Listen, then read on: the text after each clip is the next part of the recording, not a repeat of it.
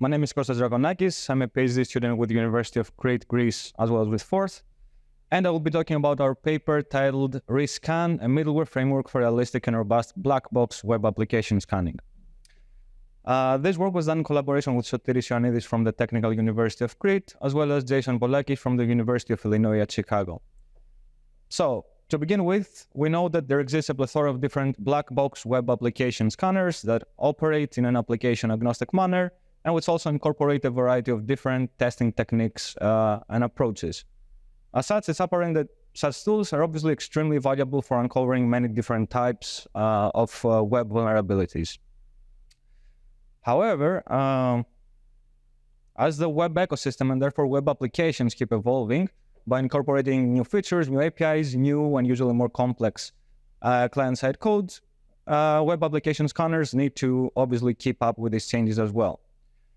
However, we have noticed that existing scanners tend to suffer from certain core limitations that hinder their effectiveness and performance. So for one, many of them do not even leverage a fully-fledged browsing environment to perform their tests, and instead rely on raw HTTP requests and relevant libraries.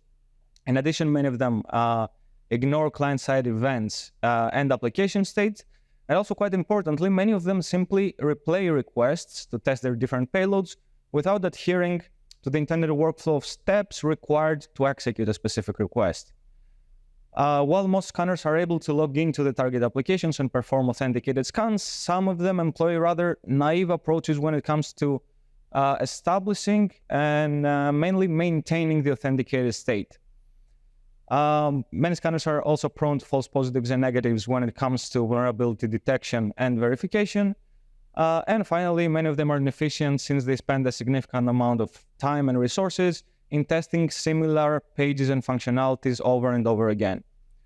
As such, due to these limitations, scanners tend to miss both on code coverage and vulnerability detection.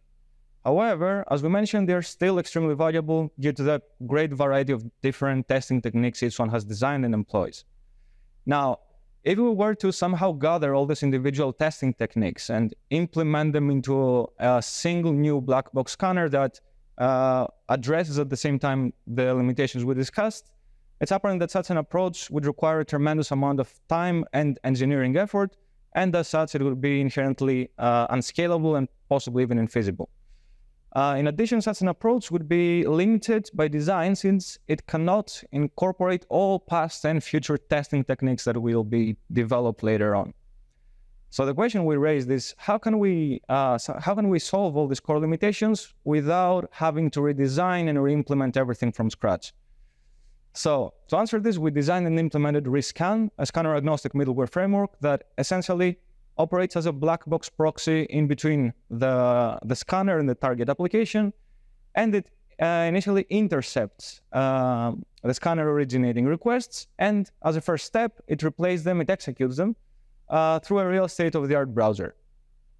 In addition, and more importantly, for each intercepted request, it also employs a series of different enhancement techniques, which we'll talk about next, so as to transparently address the limitations we mentioned. Now, designing and deploying such a scanner-agnostic middleware framework requires solving several technical challenges and also making some careful design choices so as to ensure robustness and effectiveness. Now, moving on to the individual enhancement techniques, we'll go over them at a high level. You can always find many more details in the paper itself. ReScan initially builds a navigation model of the target application. This model, realized as a directed graph, is comprised of the different links, HTML forms, and client-side events we find in the application. Then the model is leveraged for subsequent scanner requests so as to properly execute them in the application and also correctly transition from one application state to another. The next module aims at discovering and triggering client-side events in an attempt to uncover dynamically generated DOM content. So new links, new forms, generally new application endpoints, as well as requests that might be fired due to these events. In addition, we also try to detect the so-called interstate dependencies. So essentially, we try to detect inputs in one part of the application that may affect or appear on a different page in the application. Such interstate dependencies, ISDs, are extremely crucial for detecting certain types of vulnerabilities, such as stored XSS. Next, we also build an authentication helper module, which initially detects the credentials that the scanner submits in order to log into the application. Then, after logging in the application, it dynamically infers an authentication oracle so as to determine whether we are still logged in the application or not at any given time during the scan. And a slightly bit more detail, the oracle checks for the existence of the submitted username or email in the application's pages to determine if we are logged in, and also for the existence of the login form in the login page. Then, after executing its scanner request, we leverage the oracle to check if we have been logged out of the application for any reason. If we have been logged out, the module will re-establish the session, will re-log in the application, and thus continue a complete and comprehensive scanning procedure as intended. The final module aims at reducing and in certain cases even eliminating false positives, specifically regarding XSS vulnerabilities. So this module relies on the observation that most scanners actually attempt to trigger an alert box or a prompt in the application via their injections. So to do this, initially we try to detect requests that carries as payloads, and then whenever an alert occurs, pops up in the application, we map its contents to the detected injections, signifying that a specific payload actually led to code execution. Finally, as we said, ReScan has been designed to operate in a black box manner in regards to the underlying scanner. It also offers an optional API for future scanners, via which they can gain access to ReScan's internal information and knowledge, such as the constructed navigation model, verified XSS vulnerabilities, and so on. It can also be used to either enable or disable modules, ReScan modules at runtime, depending on the scanner requirements. Okay, so we have uncovered application endpoints. At this point, we have employed our techniques. We have maintained the authenticated state, and so on. The question that arises at this point, and one of the core challenges we had to tackle in this work, is how can we transparently communicate all these findings back to the scanner so we can actually improve its effectiveness and enhance it.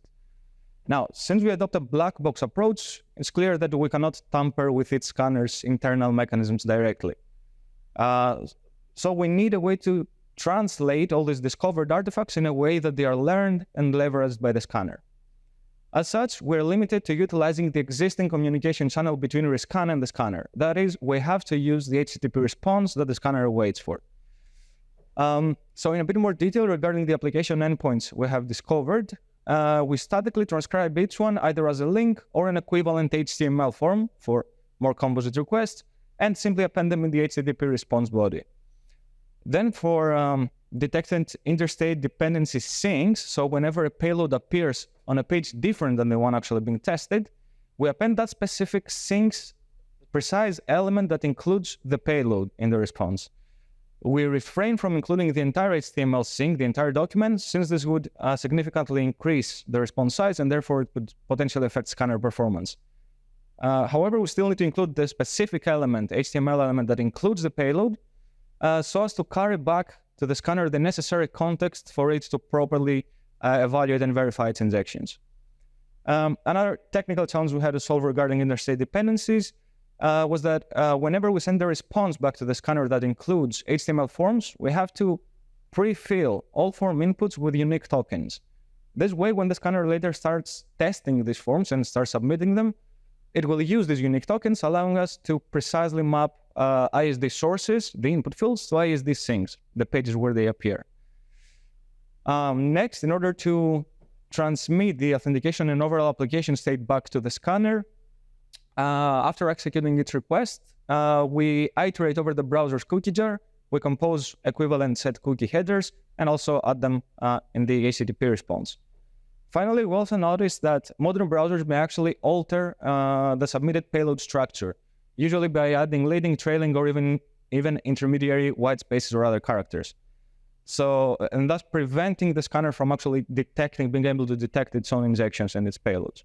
So to tackle this, and much like the ISD approach described previously, whenever this happens, we detect the specific element that includes the scanner's payload and also add that specific element's pre-rendered source in the response.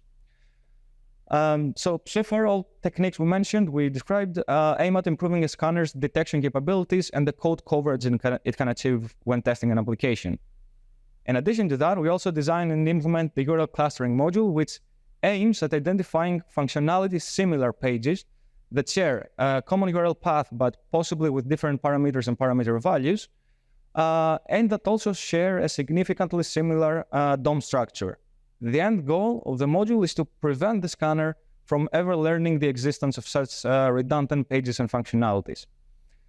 So at a high level, the algorithm initially keeps track of the already seen parameters and their values. So it keeps a record of the parameters that the scanner has already received a response for. Then, for subsequent scanner requests to similar URLs, the algorithm will iteratively swap the newly seen parameter values with the already known ones, and will eternally fetch and compare the two pages, the swapped one with the original from the incoming request. If they are deemed to be similar, it will generate appropriate clustering rules. Such rules are then tested on each incoming request, and whenever a rule applies to a request, it will always be redirected to the same page. One of the core challenges the algorithm tackles is that it has to ensure consistency across clusters. So this means, with a high-level example, that if we assume an application that has several similar product pages that we can either view a product or edit a product, then we shouldn't end up editing, let's say, product number 2, but viewing the landing page of product number 1 of a different item. It's apparent that if we did this and we didn't account for cluster consistency, then it could directly affect vulnerability detection. Finally, the algorithm also accounts for arbitrary URL ordering, since scanners are, of course, not restrained into which exact order they will request such similar URLs. So moving on to the evaluation of our system, we set up 4 popular black box scanners, both community developed and academic ones, namely W3F, Wapiti, ZAP, and Enemy of the State. We configured the scanners to scan specifically for XSS vulnerabilities, since they constitute the most prevalent vulnerability in our application set and generally in the web. We configured the scanners to log into the target applications before testing them. And finally, we configured the scanners' maximum scan time to exactly 24 hours. We also composed a diverse application set with 10 different tabs, including more modern and older applications such as WordPress, HotCRP, and so on. Finally, we proceeded to run all scanners on all applications, both with and without ReScan, mediating their communication. Our experimental results regarding vulnerability detection demonstrate that ReScan effectively facilitates vulnerability detection, as the underlying scanners are able to uncover more XSS vulnerabilities. And we also find that it effectively eliminates the false positives generated by 2 of the scanners, Wapiti and ZAP. So overall, across all scanners, all applications, the underlying scanners, when enhanced by ReScan, were able to detect an additional 4 and 21 reflected stored XSS vulnerabilities. Regarding the amount, the application surface being tested in terms of achieved code coverage, we also find that it's also improved in all cases by 168% on average. Next, we also wanted to validate whether our system can effectively facilitate the detection of other types of vulnerabilities as well besides XSS. So to do this, we follow the same setup, but we configured the scanners to scan for different types of vulnerabilities, such as unrestricted file uploads, brute forcing weak credentials, and blind SQL injection, and then run it again on the apps, both with and without ReScan. Indeed, we found that the standalone scanners by themselves were not able to detect these vulnerabilities due to the limitations we discussed, while when coupled with ReScan, they correctly detected and reported each one. Next, we also set up and compared our system to the current state of the art, Black Widow. Black Widow is a standalone black box scanner that highlighted and partially addressed some of the limitations we mentioned. Even in this case, the underlying scanners, in cooperation with ReScan, they managed to outperform Black Widow by uncovering more vulnerabilities and also by improving the code coverage by 46% on average. Now, moving on to the performance evaluation of our system, ReScan introduces a non-negligible overhead in terms of overall scanning time when compared to the standalone scanners. This is, however, expected due to the different and numerous enhancement techniques we employ for its intercepted requests, and of course, due to the fact of leveraging a fully-fledged browsing environment. We also found that each request can be completed within 5 seconds for most applications on average. And most importantly, the maximum scan time of 1 day was reached for 15 out of 40 ReScan enabled runs. We also evaluated the performance improvement that the URL clustering algorithm offers in a representative case from our application set, and we found that it reduces the overhead by about 6.7 times. And finally, we also found that the underlying scanners with ReScan also outperform Black Widow performance-wise, since Black Widow reached the maximum scan time for 8 out of 10 applications it tested. So given these findings, and especially the significant improvements both in code coverage and vulnerability detection, we believe that the induced overhead is an acceptable and viable trade-off. So to conclude, in this work we have designed and implemented ReScan, a scanner-agnostic middleware framework that transparently addresses scanners' limitations via a series of different enhancement techniques, as we saw. And we also stress that our system is both backward and forward compatible, meaning that it can potentially aid both existing and future black box scanners that will be developed later on. We carried out a comprehensive evaluation of our system on a diverse set of applications and scanners, and we found that it effectively facilitates vulnerability detection by uncovering more vulnerabilities, both for XSS but for other types as well. It significantly increases the achieved code coverage, and it also outperforms the current state-of-the-art on all fronts. Finally, our system's code and also the Docker images we created for the tested applications have been open sourced so as to aid further research in the field of black box web application scanning. So this was my time. Thank you very much for your attention. I'd be happy to answer any of your questions. So for example, here you say that the max scan time was reached for 15 out of 40 scans. Right. Why is it a good thing that the maximum timeout is being reached? No, it's not a good thing. It's not a good thing. It's not a good thing. It could take more than that, obviously, and that's why we say that it was reached for 15 out of the 40. So it was more for the crawlers that do not have your enhancement. They don't have? Sorry. So it would be more applications would reach the maximum scan time if ReScan was not implemented. No, the standalone scanners by themselves take usually less time, but that's the lower portion of the application, and also find less of those findings. Gotcha. Question.